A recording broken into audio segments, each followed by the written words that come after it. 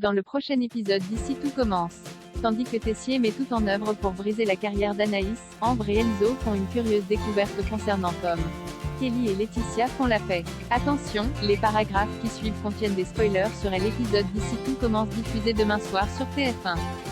Si vous ne voulez rien savoir, ne lisez pas ce qui suit. Mardi 1er mars dans Ici tout commence.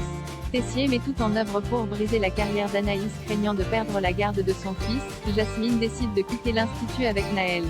Paniquée, Greg et Anaïs la rattrapent dans le parc de l'établissement et tentent de la raisonner. En vain, Anaïs décide donc de la suivre et lui fait remarquer que la fuite n'est pas une solution. Quand Jasmine envisage de se dénoncer, Anaïs refuse car son amie a beaucoup plus à perdre qu'elle. Tessier n'ayant aucune preuve, elle est certaine que tout finira par s'arranger.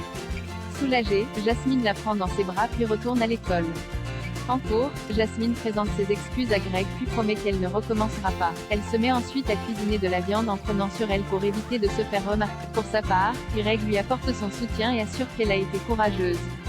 De son côté, Tessier sollicite l'aide d'Anaïs pour superviser son cours de pâtisserie. Même si elle est censée assurer le service du double A, le directeur ne lui laisse pas le choix. Malheureusement, la jeune femme rate son glaçage miroir. L'occasion parfaite pour Tessier de l'humilier publiquement devant. Après avoir jeté le dessert à la poubelle, il lui ordonne de faire la plonge. Malgré tout, rien ne démoralise Anaïs qui sait pertinemment que tout ceci ne l'empêchera pas d'avoir son diplôme ni de travailler dans un grand palace à la rentrée prochaine. À la fin de la journée, Anaïs croise Tessier à la sortie de l'institut. Convaincu qu'elle est responsable de son agression, il essaie de la faire passer aux aveux mais sans succès. Prêt à tout pour briser la carrière de la jeune femme, le directeur rencontre Lorraine Belbeau, celle qui avait recruté Anaïs comme maître d'hôtel dans un grand palace parisien. Il lui fait alors part des problèmes qu'il a rencontrés avec elle récemment et de la violence dont elle a fait preuve pour mener ses actions contre la maltraitance animale. Sans vouloir prendre de décision à sa place, Tessier lui fait toutefois comprendre que ce serait une très mauvaise idée de l'engager. Ambre et Enzo font une curieuse découverte concernant Tom en cours de pâtisserie. Le chef Landira demande à ses élèves de travailler en binôme pour réaliser un gâteau noisettine. Ambre et Tom font donc équipe. En effet, la jeune femme a pris conscience qu'il était bête qu'elle continue de l'ignorer et ce d'autant plus qu'il lui manque beaucoup. Des propos qui soulagent Tom qui explique que cela lui aurait fait beaucoup de peine qu'elle ne soit plus dans sa vie.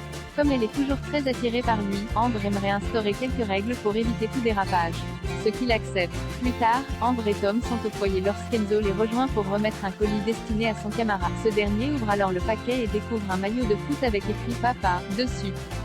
Mal à l'aise, Tom jure qu'il n'a pas d'enfant puis prétend qu'il s'agit d'une blague de son petit frère qui le surnomme ainsi pour se moquer de son côté trop paternel à son égard. Seulement, Enzo ne le croit pas.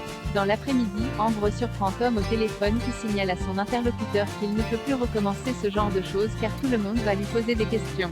Quand elle cherche à savoir ce qu'il se passe, Tom lui fait croire qu'il règle quelques problèmes concernant la fermeture de sa chaîne ASMR.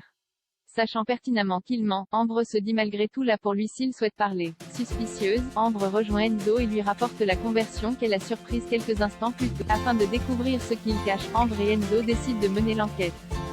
Kelly et Laetitia font la paix, c'est le grand jour et Kelly et Lionel s'installent chez Laetitia. Cependant, le jeune homme n'est pas vraiment emballé à l'idée de vivre dans un 30 mètres carrés avec ses beaux-parents. En effet, il estime que s'installer ensemble n'est pas une petite étape dans une vie de couple et ne veut pas le faire pour les mauvaises raisons. C'est pourquoi, Lionel récupère sa valise pour rentrer à l'internat.